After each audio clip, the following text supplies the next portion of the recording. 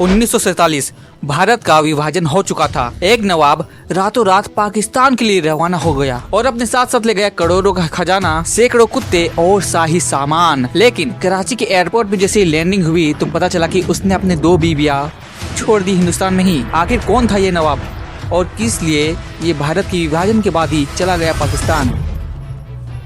देश को आजाद हुए अभी कुछ ही समय हुआ था कि इसी दौरान एक विमान पाकिस्तान के लिए रवाना हो गया। लेकिन ये कोई साधारण विमान नहीं था। इसके पीछे वाले हिस्से में हीरे, जवाहरात और ना जाने बहुत ही बेशकीमती सामान भरे हुए थे और बीच की सीटों में कलाकार, औरतें और शाही लोग बैठे हुए थे और आगे की सीट में जूनागढ़ के नवाब अपनी बेगमों के साथ बैठे हुए थे और कुछ पसंदीदा कुत्तों के साथ। कहा जाता है कि उस जहाज में सैकड़ों कुत्ते थे। लेकिन सबसे ज्यादा हैरान करने वाली बात तब पता चली कि जब जहाज लैंडिंग हुई तब पता चला कि जूनागढ़ के राजकुमार यानी नवाब ने अपनी 2 बीबियां हिंदुस्तान में ही छोड़ दिया। और तो और लोगों का ये कहना और मानना था कि नवाब अपने कुत्तों से बहुत ही ज्यादा लगाव और मोहब्बत करते थे। यही थे जूनागढ़ के आखिरी नवाब, नवाब महाबत खान। वही नवाब जिन्होंने भारत के विभाजन के बाद भारत में रहना छोड़ पाकिस्तान चुना। लेकिन पाकिस्तान पहुंचने के बाद उनके साथ क्या क्या हुआ और आज उनकी फैमिली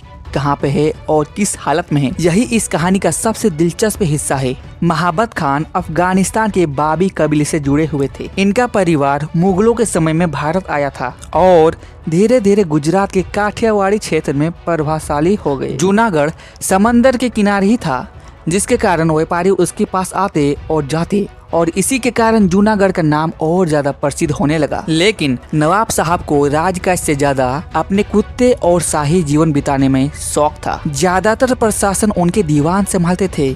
और फिर आया वो समय, साल 1947, भारत का विभाजन। ये वो समय था जब भारत के लोगों को ये ऑप्शन दिया गया था, भारत में रहो या फिर पाकिस्तान जाओ। और उन्हीं में से एक थे नवाब साहब, जिन्होंने भारत की मिट्टी छोड़ पाकिस्तान में रहना अच्छा समझा और वो निकल गए पाकिस्तान के लिए। और उसी समय शाहनवाज भुट्टो को जूनागढ़ का दीवान बनाया गया। लेकिन किताबों में ये आता है कि नवाब साहब भारत में शामिल होना चाहते थे, लेकिन राजनीतिक परिस्थितियों के कारण 15 अगस्त 1947 को इन्होंने पाकिस्तान चुना और इसी फैसले के कारण जूनागढ़ में विवाद शुरू हो गया। स्थानीय नेता और जनताओं ने इसका विरोध किया, लेकिन हालत बद से बदतर होने लगी। इसी कारण नवाब साहब ने पाकिस्तान जाना चुना। पाकिस्तान पहुंचने के बाद उनको बहुत ही ज्यादा सम्मान मिला, लेकिन धीरे धीरे जैसे समय बीतता गया उनकी पहचान में प्रभाव आने लगा। भारत में जितने राजा थे और नवाब थे उनको एक अलग ही लेवल की सम्मान मिलता था।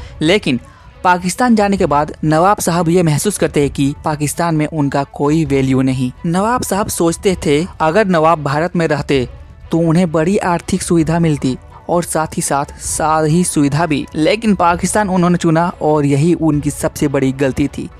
और समय के साथ भी उनका परिवार भी साधारण जीवन जीने लगा। और वहीं दूसरी ओर शाहनवाज भुट्टो पाकिस्तानी राजनीतिक में बहुत ही ज्यादा आगे बढ़ने लगा और समय के साथ साथ उसके ही नस्ल में से एक पाकिस्तानी प्रधानमंत्री बना, जिसका नाम था जुल्फिकार अली भुट्टो। समय के साथ पाकिस्तान में नवाबों का नवाबी और शाही दर्जा समाप्त कर दिया गया और इसके बाद ना जाने कितने शाही परिवार सड़कों पे आ गए और गरीबी रेखा छूने लगे। और तो और आर्थिक मुश्किल भी आने लगी।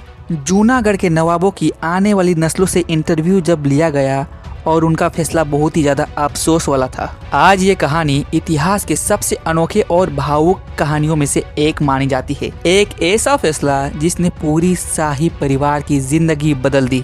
वैसे अगर आप नवाब साहब के जगह में होते तो आप क्या करते? हिंदुस्तान में रहते या फिर पाकिस्तान में? कमेंट